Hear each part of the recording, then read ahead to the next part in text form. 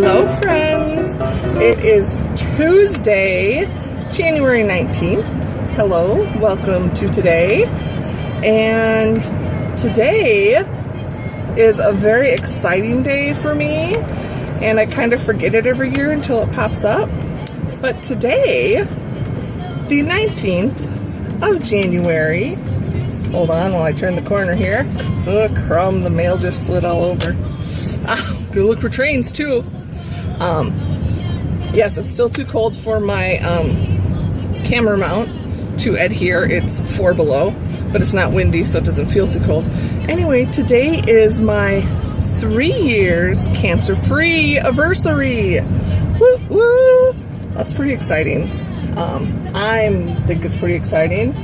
I am very fortunate.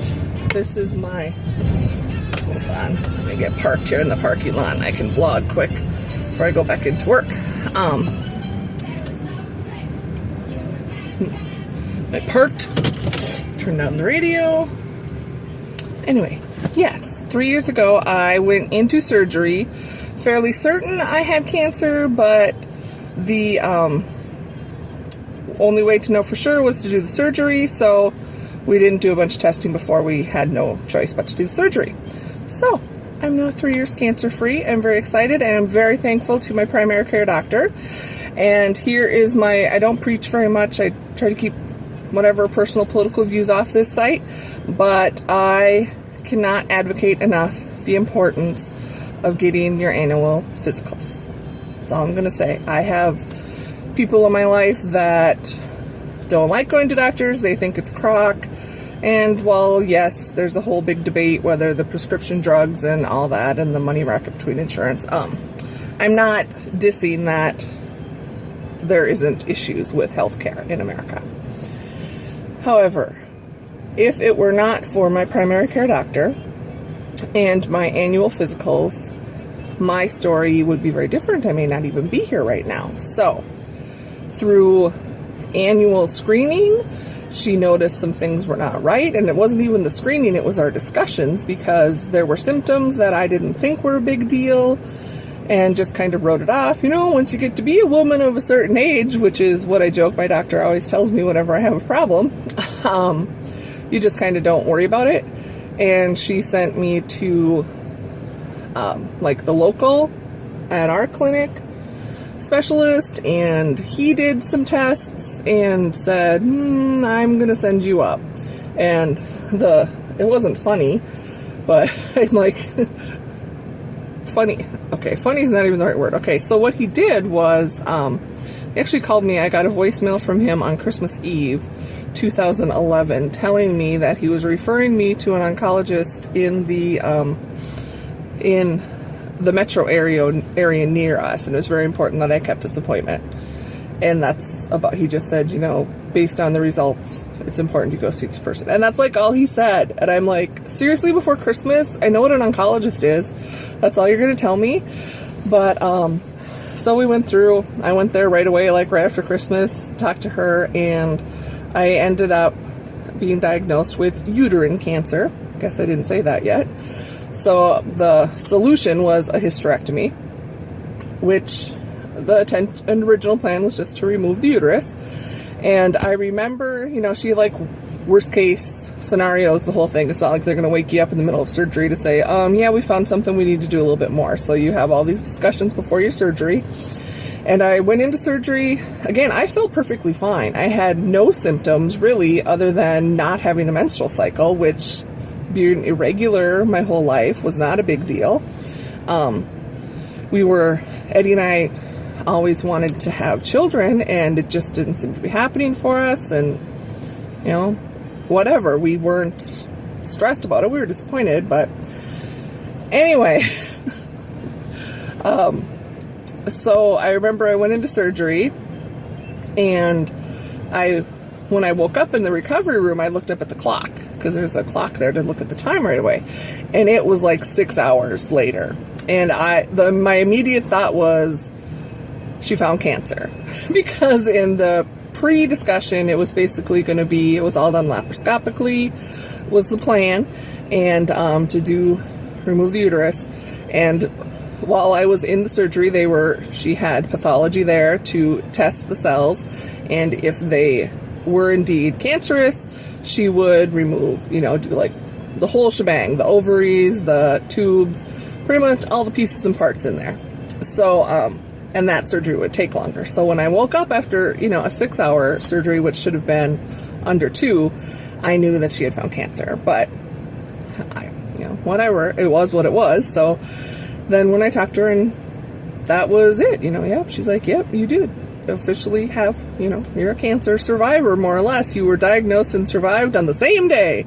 So the positive thing I am trying to say is, because of my primary care physician, who wouldn't let me wait and made me get further testing, we caught it early. I know people that have died in their 20s from uterine cancer or cervical cancer that was not ever diagnosed, and it could have been if they had gone for their annual physicals. So I'm glad not to be a statistic. I guess if I'm a statistic, it's on the plus side. Does that make sense? Because I am fine. It was caught early. I did not have to go through any type of aggressive cancer treatment. Surgery, yeah, that's pretty aggressive, but I did not have to go through chemo or radiation or take any type of medication. Surgery was the solution. I am on a pretty high follow-up, at least for the first 5 years. I'm on, like I said, year 3 now, so I go every 6 months. The first 2 years I went every 3 months for checkups and biopsies, and now I just go every 2. And I just had my last biopsy in December, and I got the results, and maybe I'll insert it. It's like there's no bad cells in there.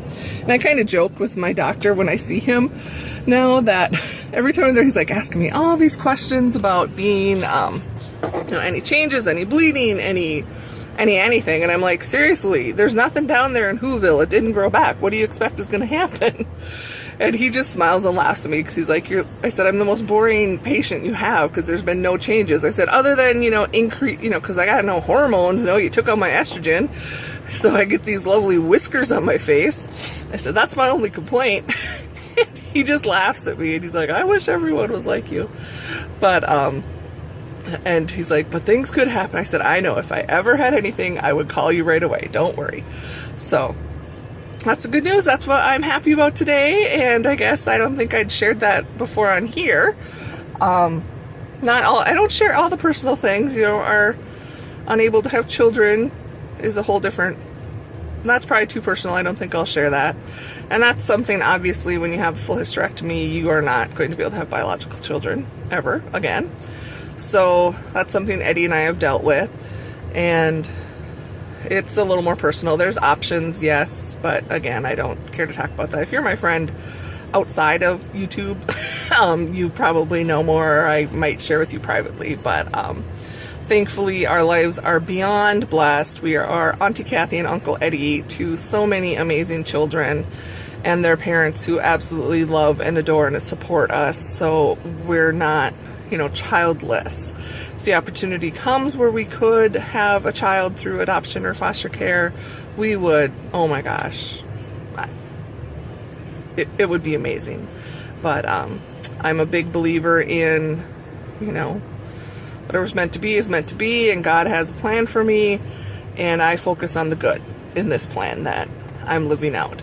He knows better than I do, and maybe if we had our own children, we wouldn't have the relationship with our nieces and nephews and godchildren and that we do, and hopefully we're filling a need in their lives.